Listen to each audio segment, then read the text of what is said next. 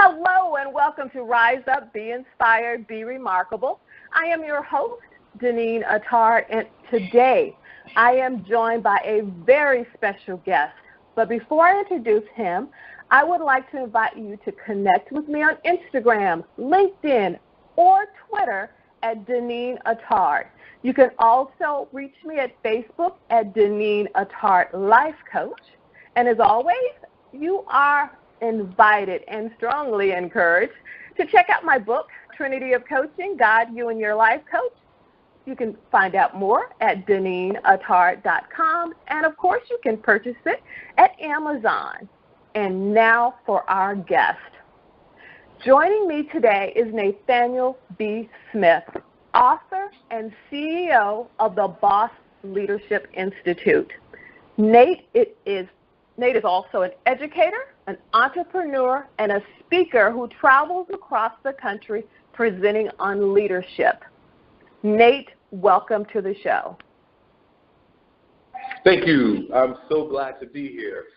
Good day, Deneen, and this is an honor to even be invited. So thank you very much for taking time out of your busy schedule to have me here with your wonderful listeners. Thank you very much. I greatly appreciate it. And you know what, listeners, I want to let you in on something. Before we started the recording, we, of course, entered into prayer because everything that we do, we like to give glory and honor to God and also to make sure that we're fulfilling our purpose. And I just want you to know, come expecting. When Nate shares, there's going to be specific information that's going to address your specific situation. So grab your pencil, grab your pen, grab your iPhone, iPad, whatever it is that you take notes on. Make sure you have something to write on because you are going to want to refer back to this information later on. Nate, earlier we talked about the B.O.S.S Leadership Institute. Tell me a little bit about what is the B.O.S.S Leader Institute? Who does it serve? What's the purpose of the organization? Thank you for that question. The B.O.S.S Leadership Institute was created to develop leaders and take them to their next level of leadership. We always hear about leaders this and leaders that, and there's this book for a leader, and there's this training for a leader. But nobody really takes the time to spend time with leaders. In order to develop people to meet their greatest level of excellence and to use their full capacity as a leader, you have to spend time developing people. You know, I'm from the church realm. In the church realm, we would say you need to be discipled. What does that mean? That means you spend intimate time with people. You help coach them. You help develop them. You speak into their life. You assess where they are in their growth and development. We need some tangible evidence that will prove that we have great leaders in this nation, but we can't just cookie cutter. We need to take the time to develop leaders effectively, and that is where the B.O.S.S Leadership Institute came from. It came from the concept of having poor leaders. It came from the concept of being exposed to leaders who are manipulators, who take credit for work that you have done or that another person has done. It comes from dealing with leaders who will take the raises and take the salary bumps and yet don't give you a salary bump, and you're the genius behind the strategy or the idea that has come up in the company. So after experiencing some of these failed attempts with leaders, I thought, well, what better way to develop leaders than to create the B.O.S.S Leadership Institute so that leaders can get what they need, and it's experiential, it is tangible, and it is also measurable. You can measure the growth in your leadership by being around other people who sharpen you and who push you to the level of excellence that you should be operating from. What's great about Wow. Yeah. I've got a question. Before we go any further, do me a favor and share with my leaders, because we hear the term leadership. I'm a leader. I lead a team. What is a true leader? I have researched this after reading numerous books, after going to workshops and seminars, after being exposed to some amazing men and women who are great leaders, and after being exposed to men and women who are horrible leaders, I have come up with 3 things that constitute an exceptional leader. And those 3 things are authenticity, truthfulness, and tenacity. So what does that mean? I've wrapped all of those things up in the mission statement for the B.O.S.S Leadership Institute. So here is what a leader is based upon life experiences, research, documentation. The mission of the B.O.S.S Leadership Institute is to instigate, ignite, and inspire leaders to become more authentic. And authenticity just means be more transparent. It's not a secret to lead. It should be more open. The second thing is to be truthful. You have to be honest with the people that you serve. And remember, leadership is about serving. It's never about receiving. It's always about giving. And the third thing is to be tenacious, which means unrelenting. You cannot quit just because it gets hard. That is what a leader is. A leader instigates, ignites, and inspires people so that they are more authentic, more truthful, and more tenacious in their leadership. Ooh, now, as you were talking, you mentioned about transparency. And I know that some of our listeners are thinking, okay, how much do I reveal? And is it okay for them to see my weakness? Is that going to come back and be a negative view by others? And also you said something about serving. I know my listeners are saying, how do I move to a serving style leadership without being considered a pushover or easy? Can you address that? Absolutely. And those are absolutely great questions that lead into the development piece of the B.O.S.S leaders. So through the B.O.S.S Leadership Institute, we call those individuals who come through the training that I've created. There's a curriculum for what I've developed for B.O.S.S leaders that will absolutely challenge them, but it will move them to a level that they're in a completely different competitive realm once they go through that curriculum and training. So to your first question, the ironic thing about leadership is that people are not transparent. And that's where the problem lies. If we're going to be authentic in our leadership, you have to be vulnerable. Now, here's the interesting thing about leadership. Even if we try to fake and not show that we have vulnerabilities and we're not transparent, people are going to still talk about us. People are going to still be able to see. Even if we don't say anything, they can still see, because people are not dumb.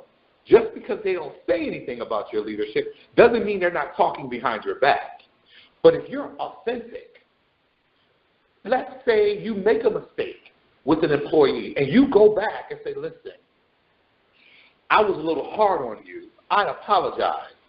What can I do to help you move to your next level of greatness? How can I assist you? I know it's your responsibility to do it, but how can I assist you and be a source of support? Not a dictator, but a motivator. See, leadership and transparency, it's about changing the dynamics of what you think about leading people. A lot of leaders think that because they are in charge and have a title, that's leadership. That's not leadership. That's called a title. Leadership is when you serve. Leadership is when you're vulnerable. Leadership is when you're human. And in society, we've gotten away from humanity because we think a leader is a title and they dictate. That's not what a boss is. So with my team and with my vision, we're changing the dynamics even of what people think a boss is. Because back in the day, boss was negative. We're changing that dynamic. A boss is supportive. A boss is encouraging. A boss is human. So the transparency is be vulnerable with your people. And don't worry about what they think or say. What they can't say is you're not approachable. What they can't say is that you're hard or you're too rigid. What they can't say is you don't listen. What they will be able to say when you are authentic and transparent is, I can go talk to my boss, even if it's not work-related, and they'll speak peace to me, or they'll speak encouragement to me, or they will listen to me.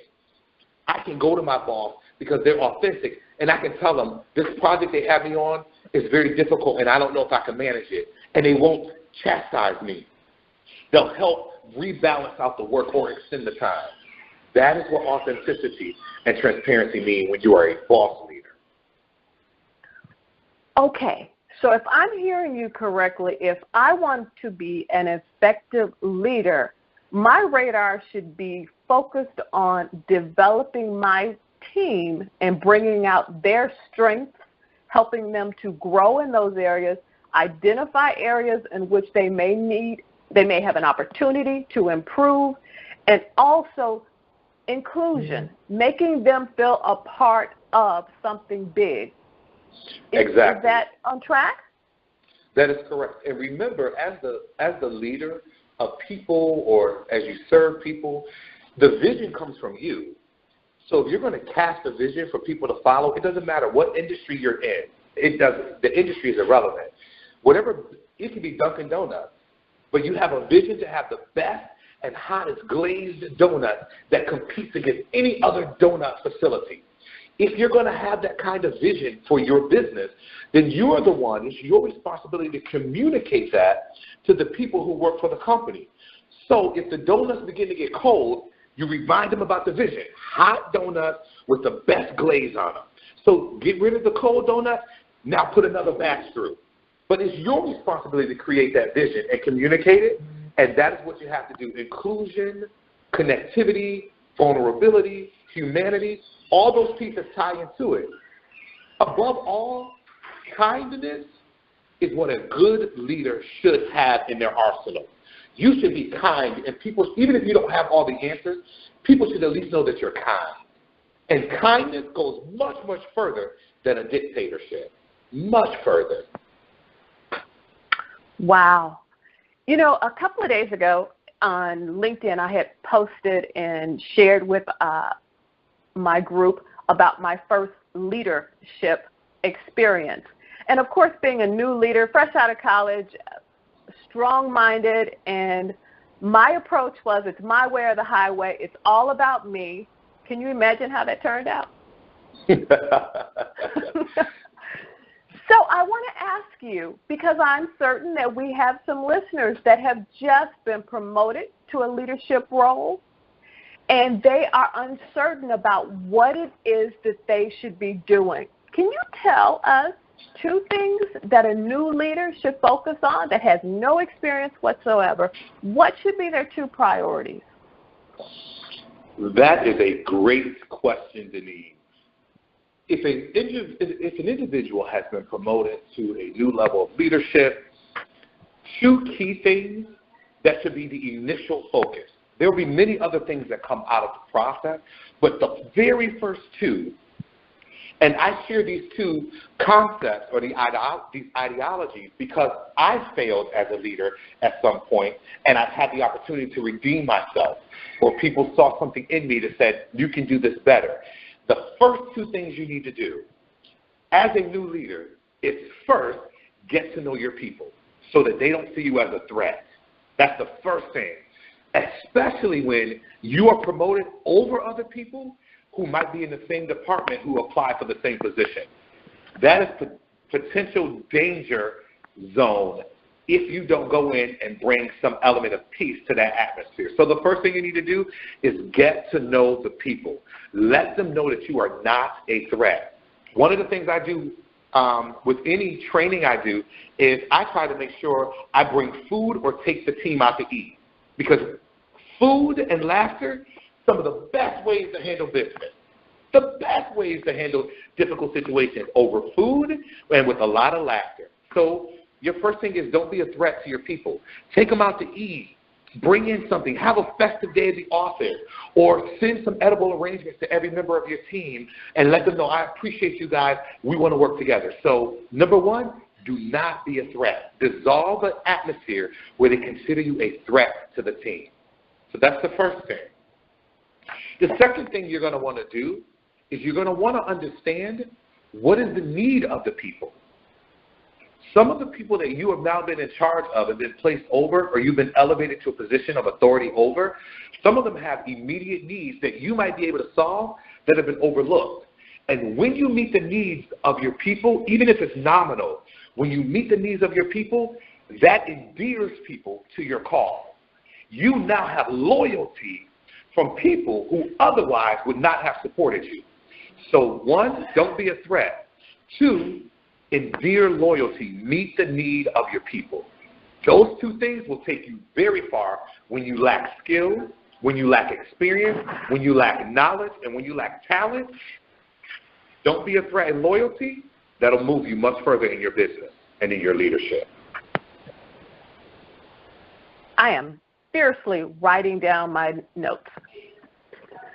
Wow. We've talked about what it takes to be an effective leader. We've talked about what new leaders can do to make sure that they have a smooth transition. We've talked about the 3 things that are vital in leadership. I'd like to talk to you about what are some of the common myths that people have regarding leadership. Wow, that's a great and loaded question.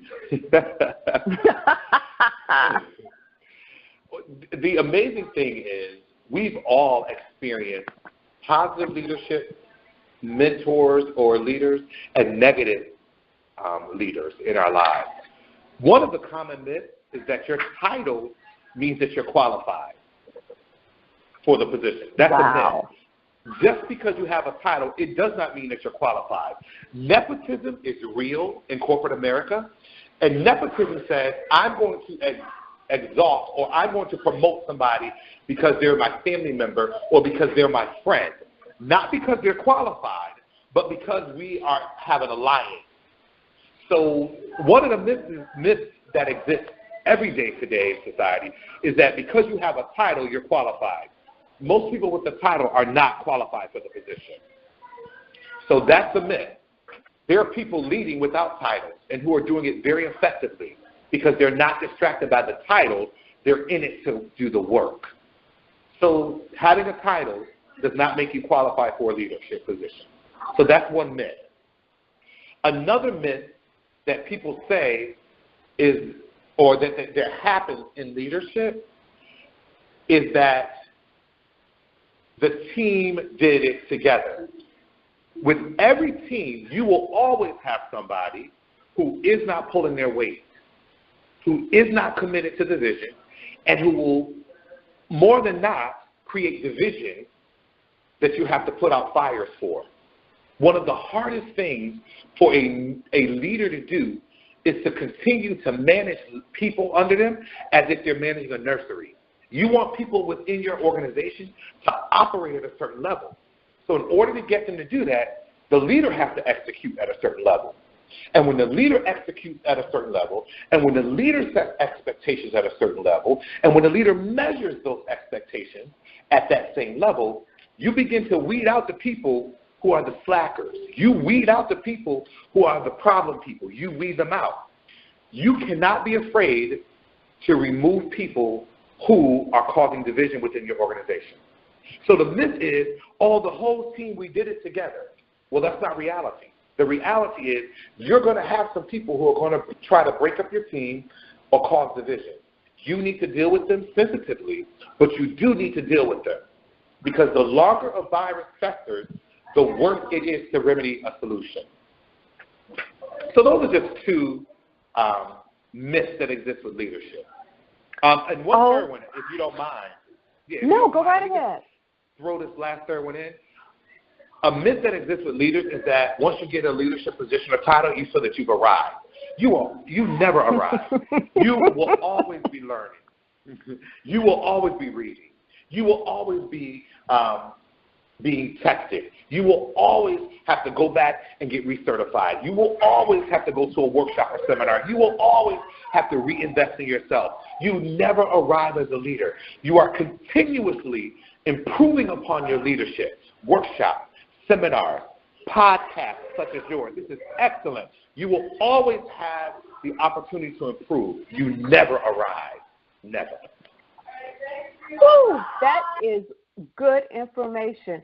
One thing I want you to do, because we're nearing the end of our session, is I want you to share with our listeners what you're currently working on, how they can connect with you, and certainly how they can pick up your books. The 5 Ways to Affirm a Man, Men, Beware of a Woman If, and Natisms. Awesome. Thank you so much for that. So I'll work in reverse. So you can get an opportunity to obtain my books. They're on Amazon.com. They're also on my website, which is bnathanielsmith.com. And so thank you for mentioning those 3 books. That's absolutely awesome. There's a 4th book that's out that deals with, Nate's Notions, You Matter. So I am appreciative of the opportunity for you sharing those books. And what we have coming up, which is exciting, it's energetic, there's an element of greatness that's right on the horizon. It's so palpable. And I'm excited because I'm with some leaders who are powerful. So here's what's happening. On October the 20th, we have the B.O.S.S Leadership Conference, Inspired and Empowered to Lead, coming to Florida at the Hampton Inn here in Pembroke Pines, Florida. That is on October the 20th from 10 a.m. to 2 p.m. To find out more information on that, to register for the conference, to invite people to the conference, please visit my website, www.bnathanielsmith.com. All the information you need is there. You can do everything you need to do there. And what's great is ATTARD, who's hosting this webcast, she's one of the B.O.S.S leaders. It is going to be powerful. In addition, Tara Uden is one of the B.O.S.S leaders who will be presenting, and Mark Wiggins is another B.O.S.S leader who will be presenting. This workshop, this seminar, this time together is going to sharpen leaders so that when you leave that conference, you will not be the same as when you walked in. It is a transformative conference with tangible and immediate results that will help you move to your next level of greatness. Not only are we doing it on October the 20th in Florida, but coming up on November the 10th in Atlanta, we're bringing the B.O.S.S Leadership Conference to Atlanta, Georgia. So leaders who hear this, leaders who are interested, leaders who want to move to the next level, leaders who don't want to quit, leaders who want to be authentic, leaders who want to be inspired and empowered, leaders who want to be transformative, leaders who want to be honest, and leaders who don't want to quit, come to the B.O.S.S Leadership Conference. We would love to have you because you matter. Nate, thank you. Thank you. Thank you for joining Rise Up, Be Inspired, Be Remarkable. It has been a pleasure to hear your vision and gain some very helpful leadership tips. I personally invite you to return back again.